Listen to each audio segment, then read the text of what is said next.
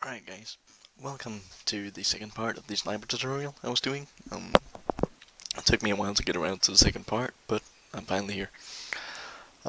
This time we'll be discussing, well, I'll be talking about the things you gotta think about when you're engaging people. And I'll show how it works as well when you're actually doing it. Yeah, as you can see, I've put away the ghillie suit. Let's get into it. So, as you see here, we have the target, an enemy compound somewhere in this area. We're up here right now, and I've already pointed out a vantage point I'm gonna use. So yeah, let's hike it. Yeah, so basically it's this hill right over here.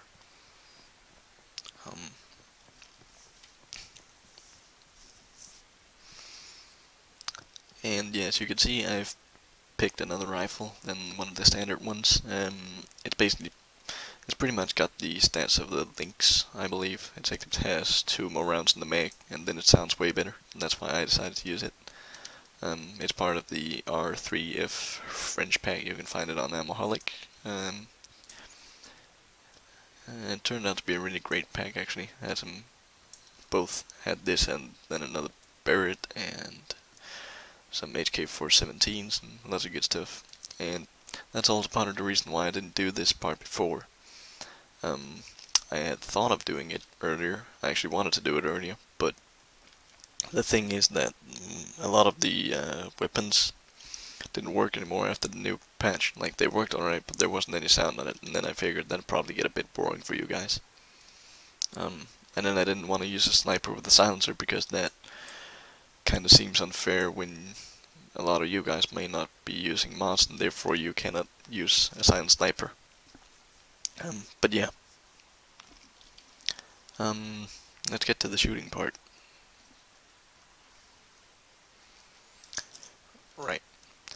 So, last time I said a bunch of stuff about using your minds and stuff, and if possible I'll do that here as well. But first I will scan the area to see if there are any targets. As I said as well last episode, that's a very important part of your role as sniper. And yeah, actually, wouldn't surprise me. Yep, figured. You see, a tall point like that would pretty much be the optimal place for a sniper, and we have, what's that? A sniper and his spotter over here. So yeah, that's definitely a couple of priority targets. What do we have down here? We have something in there, could be a gunner. Yeah, wait, I think I see the magazine of the gun. Yeah, I see the magazine case.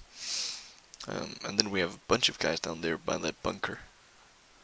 A guy there, 2, 3, 4 guys there, and a guy in there doing something, being a rifleman.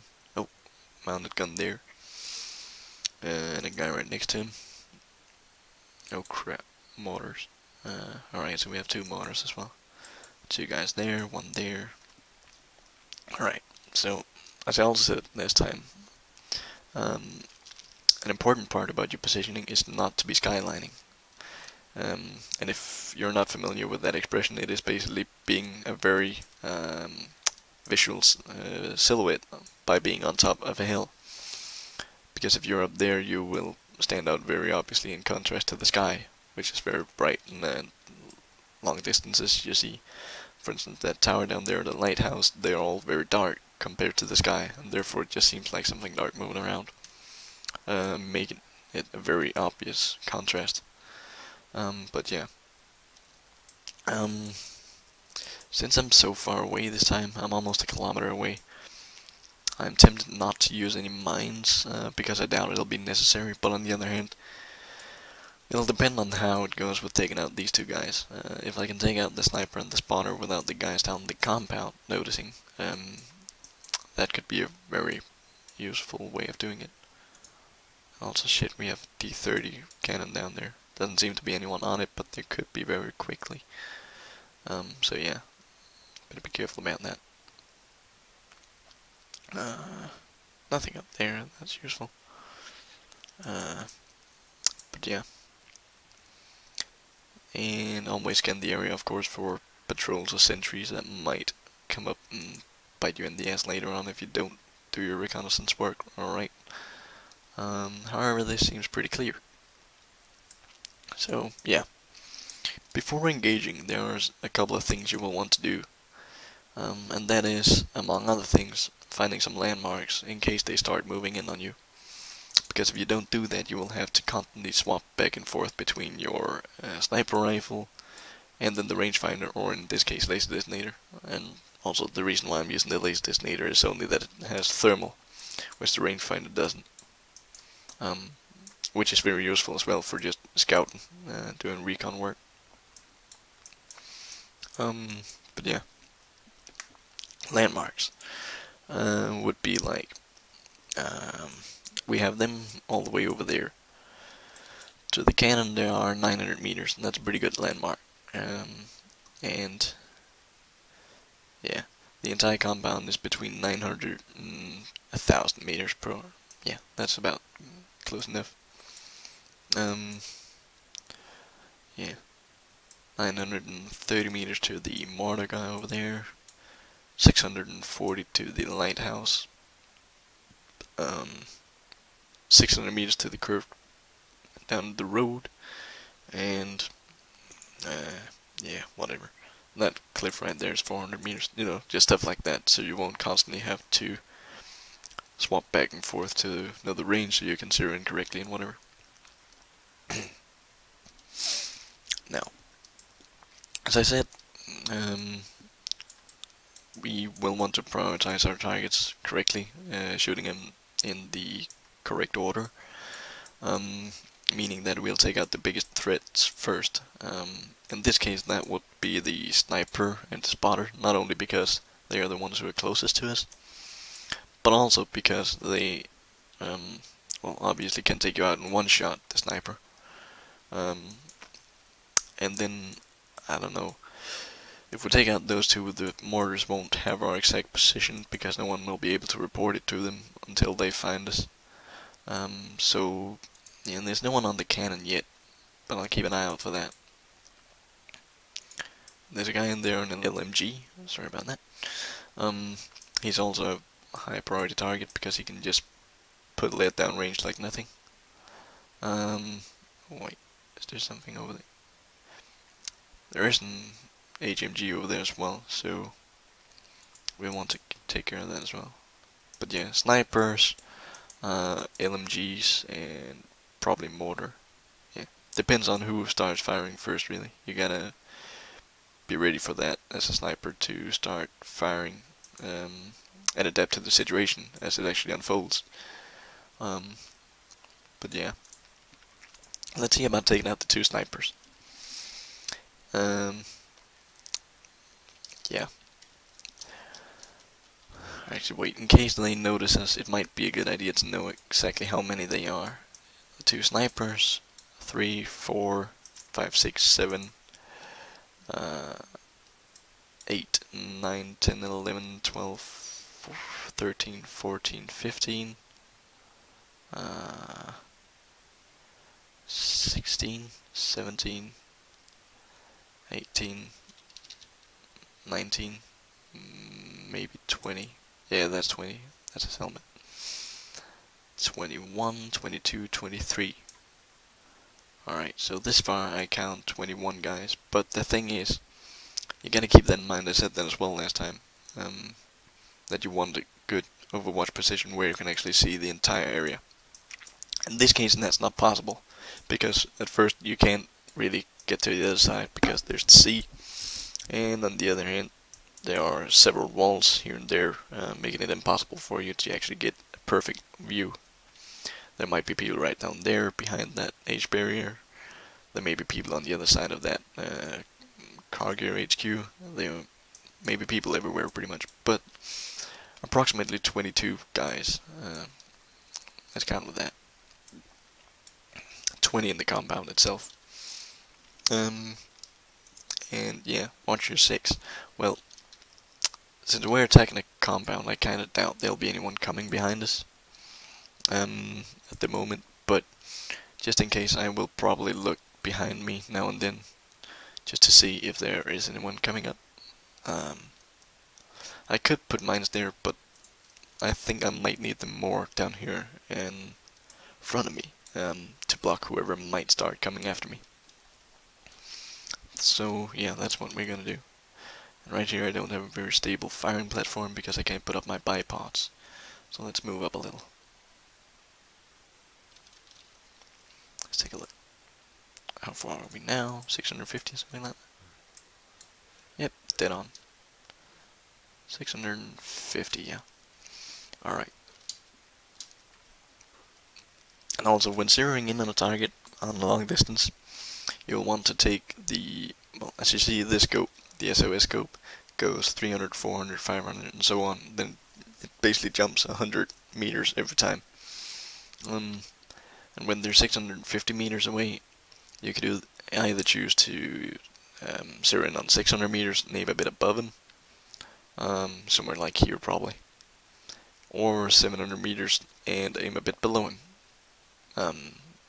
That's depending on what you prefer. Generally, I would say as a rule of thumb, though, obviously go for the one that is closest. If they're 680 meters away, go for 700, and then just aim slightly below them. If you aim here, you'll probably hit the hit. And if they're 620, aim here, and yeah, you know, you get the idea. In this case, we won't yet have any moving targets, because they're all standing still at the moment, but once they get alerted, we will have to compensate for the travel time of the bullet, especially at a distance like 1,000 meters, like right here. And we don't have any allies, so that's easy. Nothing to keep track of there. But yeah, let's start out with the one nobody will hopefully notice. I'll go for the spotter first. That did the trick. Sniper down. Yep, we got him. Alright, let's see if they noticed down there. They didn't hear shit, it was he. You know, on second thought, I think I will start out with the two mortar guys. You see, already here I made the mistake of pulling out my rangefinder again because I didn't remember the range. But yeah, I believed it was 900, and it's 930 and 950, so it's close enough. However, before I start opening fire on those guys, I think I might try moving down in the valley a bit, see if I can get some mines and claymores up there. So yeah, let's give that a shot.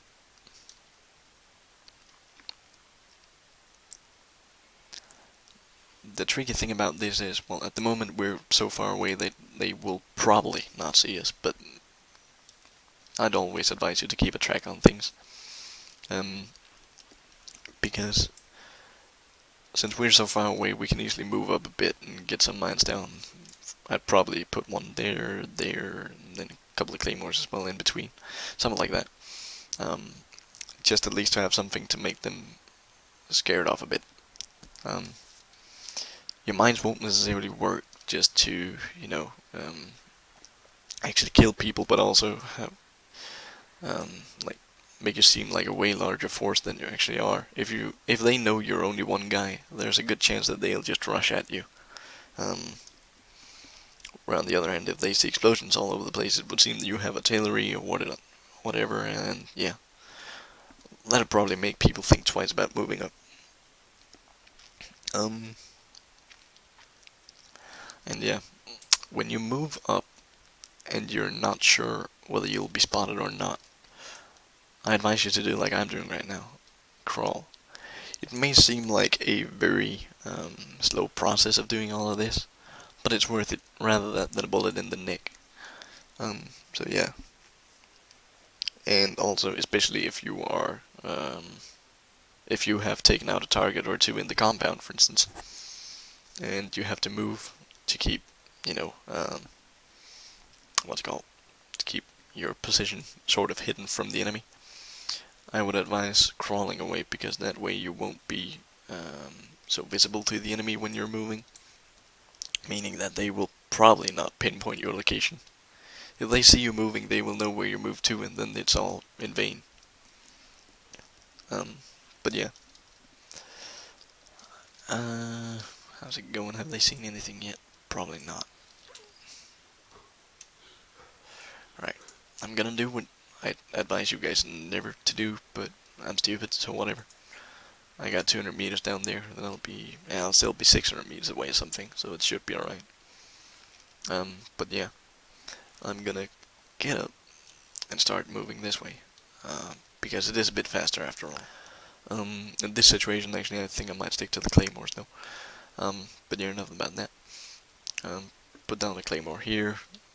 Claymores have I think it's 30 or 60 degree fan radius, so to say. And what that means is that they blow up in a cone, and they in the feed manual it says that they have a radius of about, I think it's 50 meters, but I tested it to be more like 70 or 80 meters, so that makes a difference. But since they're directional mines, you can actually place them like this and stay maybe 4 meters behind them and you won't be hurt at all, where on the other hand 70 meters of enemy ahead of you will get killed. So yeah, that's pretty good knowledge to have. These are not very well hidden, I'm aware of that. However, I don't really need them to be. I just want them to scare off the enemy when they come. Give me some time. Especially if they come after me and things go south for me. I have to move over, but I'll cover that in another episode.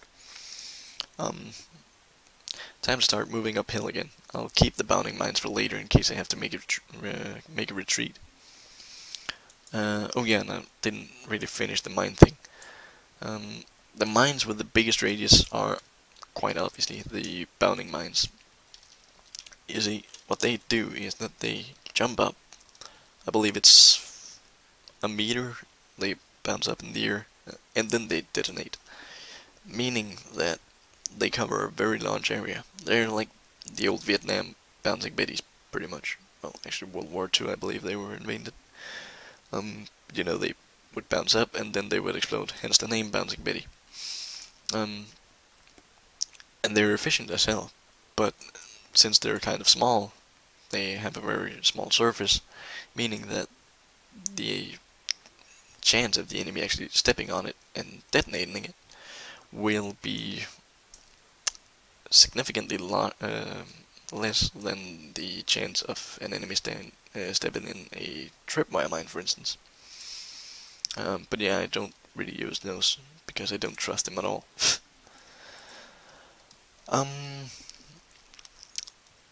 And yeah, the thing about the claymores as well, if you aren't aware, they're not mines in this game, like for instance in Call of Duty or Battlefield. In this game, they are charges you have to detonate yourself. Meaning that you can't go too far away from them, because then you will no longer, obviously no longer be able to connect with them. See, I'll link of one of them there, it seems. When the red triangle disappears, you're too far away to detonate it. But on the other hand, if I want to move when they start coming for me, I might actually move slightly, over to that hill maybe, where you see those rocks, just to kind of have some solid cover. And I know I would give them the high ground by doing that, but on the other hand I would be able to pretty much see everything, every area they could possibly come from, unless they come up from the left side, in this case the southeast. But if they choose to do that, I'll still be able to put some mines over there to cover my retreat whenever I had to move away. Also, when you're about to engage large concentrations of enemies, like this compound, I would recommend that you reload. I just had used 2 rounds from my magazine from before on the sniper and the spotter, and those 2 rounds can be all that it takes for you to pretty much die instead of surviving that attack. So yeah, reload before combat. Alright, we have a stable firing platform. We can't use our claymores, but screw that. We'll probably survive. Oh, I can actually. Oh well. As long as the option is near the scroll menu, you can still do it. So yeah. Now, as I said, I might want to move a bit to the right over here just to get a better view of the road if they do start moving. I hope they won't. I hope I'll take them out before they get to that part. But better safe than sorry. As a sniper, just pretty much expect everything to go wrong, then you're on the safe side. Yeah. Also, since I've moved now, I will have to re-measure the ranges to the different parts. Before it was 900 meters approximately to everything, now it's 800 meters. Meaning that if I hadn't done this, the whole re-evaluating of things, then I would probably have zeroed in to 900 meters again, and instead of hitting this guy, I would hit up here, alerting everybody in the camp. Meaning that I would be screwed, to say the least. Now let's get a track of people again. A guy there with an HMG. A guy there with an HMG. A guy right next to him who will notice as soon as I take him out. And 2 mortars. And then the huge cannon, which I hope will not be used. Now, at the moment I'm in a pretty open position. So to be honest, instead of being wrecked by those 2 freaking 50 caliber HMGs, I think I might move up behind a couple of rocks over here. It may seem like a very small and insignificant change, but you see the difference now. I've got cover. If I start getting shot at, I'm out of there. That's all. It doesn't take a lot to improve your chances. So yeah. 800 meters, 900 meters, 840, well, 850, whatever, 840, 900, and, yeah, almost 900, 800, yeah, 860. So yeah, as I said, when I fire this first shot, I would like you to take notice of the travel time. I would like you to do that every time you fire the first shot in an engagement. Because if you are about to start shooting at people, and when you fire the first round, they will obviously start moving because they hear gunfire. If you are gonna take your chance at a moving target, you will have to lead the target. For instance, if this guy is moving to the left, you will have to aim. See, if he's here, you'll have to aim here or something, depending on his move speed, of course. But you'll have to aim in front of the direction he's moving, because it will take time for the bullet to actually reach the point. So yeah, let's see if we won't get a couple of examples of that. Personally, I prefer to actually just wait for them to lie down and start searching for you. They always do that pretty much when you start firing at them with a sniper, unless they move back to their camp to get reinforcements.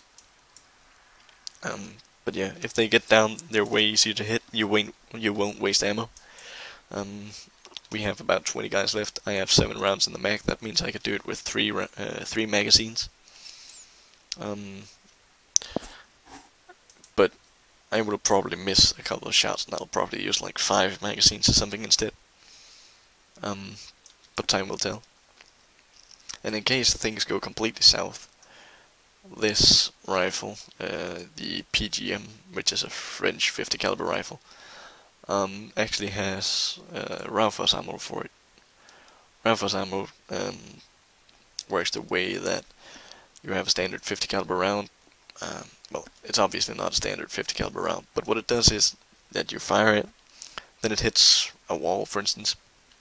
When it goes through the wall, it will detonate as soon as it pretty much hits. Meaning that on the other side, due to the fact that the round is armor piercing, the round will detonate, and it has a high explosive and an incendiary core, meaning that, for instance, if you shoot people in a vehicle, it'll go right through the door and then explode inside, with shrapnel all over the place. Pretty useful against anything, also people inside houses. I've tried it. But yeah, let's get working on those mortars. And some would probably say I should shoot those two guys there and then that guy. But the thing is, I might be lucky that the mortars won't notice that. But there's also a very good chance that I'm not that lucky. And if that happens, the mortars will start bombarding this entire area probably. Because they know it came from somewhere over there probably. They might know. And I'm not gonna take that chance. So, screw you. If only it hit, it worked way better. There we go. Alright, but you notice the bullet time. See, fired, and it hit. It takes a while. Alright, as you see, we were lucky enough for these three guys not to notice. So I actually have time to get out my rangefinder again. Well, laser designator in this case. And see if there's anyone else I can take out without people noticing. Maybe that guy up there, because he's on an HMG. I don't want him to notice me at all. So let's give it a shot. Quite literally. And he was 860 meters away, and I'm zeroed into 900, meaning that I will have to aim a bit below him, such as here, probably. Also, as you see now, I held my breath for too long, and then it obviously made him way more inaccurate, because he started swaying with the rifle again. Instead of taking the shot there where you're completely swayed, I would advise you to wait, catch your breath, and try it again. Like here. That did the trick. And nobody seems to have noticed. Perfect. So we've taken out 3 guys, so there are 17 left approximately. Yeah. We have those 2 guys up there, but instead of firing already, I would probably prefer to reload. And that's probably about 900 meters away, isn't it? Yeah. You see, at the moment I'm kind of breaking the rule I said at the beginning, with like making landmarks and realize how long there is to everything. But as long as you haven't been discovered, that's not really a problem. Rather safe than sorry. So I rather measure one more time to be certain that my bullet will be on target than to just fire away on what I remember, which may be completely off. So yeah. Let's give him a shot. Oh, fuck, that was a bit too low. Now they know I'm here. That did it. Good, we got him as well before he said anything to anybody, it would seem. Got that guy right there, aim for the center mass. That did it. Oh fuck, he noticed something. Now it's the point where it starts getting interesting. Ah, fuck. Hope to get him before he got down, but now it'll be a bit harder, since he's in cover now, which was exactly his plan. But no trouble. However, there was another guy right around that place. Who was probably gonna... yeah, that guy. Let's take him out before he sees anything. Thank you.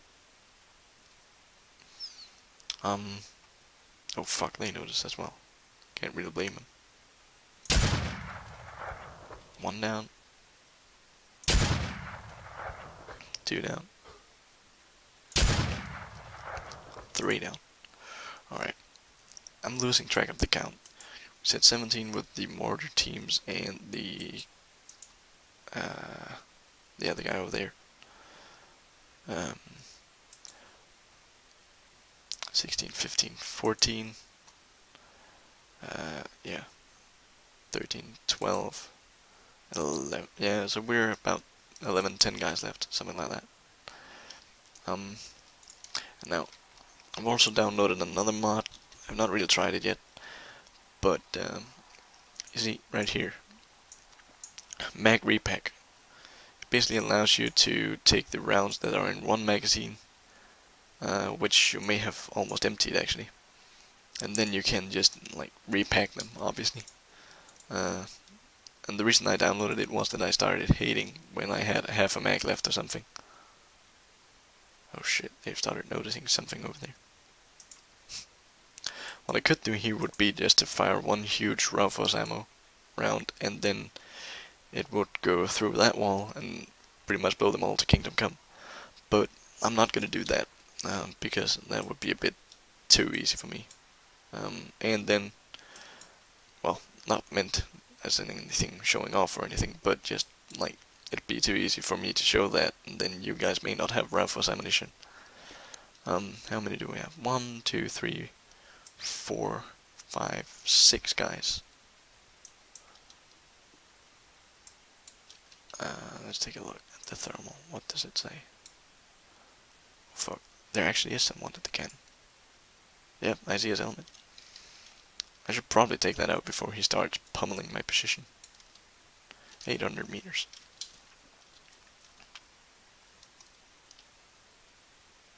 See, that's the problem with that kind of cannon.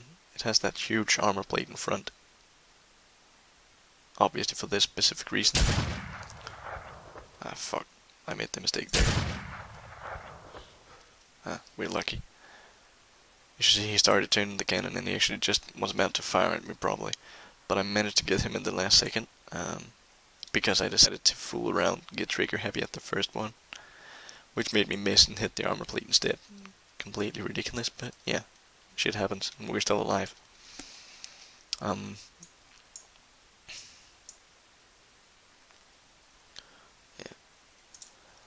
Alright. I don't really think I'll have to do this, the repacking thing, since I have 20 mags left or something. I just wanted to be sure I had enough. 1, 2, 3, 4, 5, 6 or 7 guys in there, yeah. And it's almost 900 meters, so we'll go with that. This will get interesting because, as you see, they are all clustered up in one place, meaning that the second I fire at one of them, the rest will notice. So who's gonna be the most in cover? Probably that guy over there. Fuck. That was not supposed to happen. There we go. Remember, now everybody has seen me, or at least knows somebody's happening. So yeah, let's see. It's working out alright so far. Dead as well. Ah, fuck. Let's wait up. Oh, I got him. I think we got them all. I counted at least 6, 7 guys. However, that does not fit with my calculations of there being about 20 people there. Oh, there's another one. There we go. So what I might have to do now is to move up to my left to get a better view of the position and leave my rather valuable cover. And that is one of the things you will want to do as rarely as possible. Because as soon as you move out of cover and start moving in general, you make yourself an easier target. Not because you're easier to hit, but you're easier to spot. And that's basically what you want to avoid in the first place as a sniper, because if they can't spot you, then they can't hit you, obviously. But yeah, let's have a look. Is there anyone else around there? Ah, yeah, that guy. Stop the fucking sway. Christ, that was way off. How far away is he? 960 or something? And 910. Let's let the guy get his breath back. See if we can get this guy. Could also move to somewhere where I have a way better view, but that might be a bit risky. If possible, I'd like to get him here.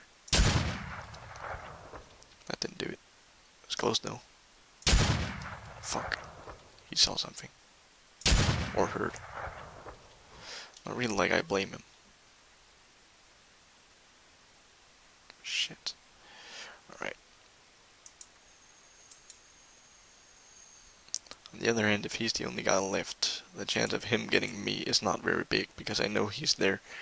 And he knows I'm out here somewhere, but he doesn't know where. Exact. Oh, he peeked out again. You bastard. That got him. Bit of blood splatter right there. Alright, so as you see, it might take you a mag to get one guy, but it's worth it in the end. Just try to be as accurate as possible. Not only because you're wasting ammo, but also because if you fire a round and you don't hit, that guy has a bigger chance of spotting you. And if a guy spots you, he will tell everybody else where you are. And then you're in trouble. See, now I don't have the option to blow up my mines, well, my claymores. And I don't really need them at the moment, as I didn't expect to need them, but it's always nice just to have it as a backup plan. So yeah, we got lucky this time, it would seem. He's dead. Is that a guy right there? I'm pretty sure that's the 50 caliber guy. There's one there, however.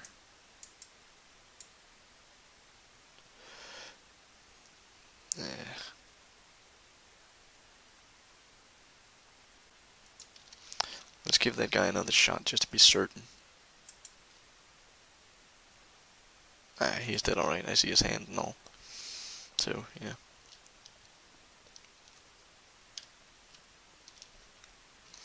Let's get on top of this hill and see if we can't get that guy through the boxes, because then I think that might be all. I'll check it via MCC, just to be certain, afterwards. But for now, I will try to do it as realistically as possible, as if it were you guys, not really knowing if there were anyone else in a random mission or whatever. That's kind of the point of this entire video, is to make it as, you know, I was about to say realistic, but make it seem as normal a scenario, as possible of a scenario as it may be. 930 meters, that's gonna be a fucking long shot. Oh well, let's give it a try.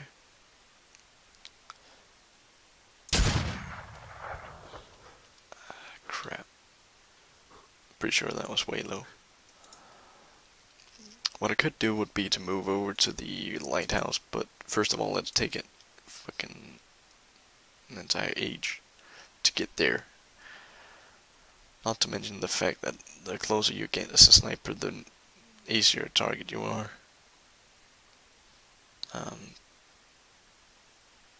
Yeah, there you are, you bastard. Peeking out again, aren't you? Damn it. Fucker. You got lucky, but we know his position, so just keep your reticles on him. Do a quick scan just to see if there's anyone else around. But at this moment, I don't think that's the case. Yeah, there he is. Hello. There we go. If this was a real mission, you'd probably have friendlies moving in now, who would be able to tell you whether there are more guys and whatnot. Or they would get shot at, and then you would be the person to pick them off, whoever are shooting at them. So yeah. Alright guys, that last dude behind the wall, who gave me a bit of trouble when he went to cover behind the pillar of the tower, turned out to be the last guy. So that'll be the end of this episode. I hope you could use the tips. I hope you enjoyed the gameplay as well. And yeah, if there's anything you want to ask me about, hit me up. Leave a comment or private message or whatever.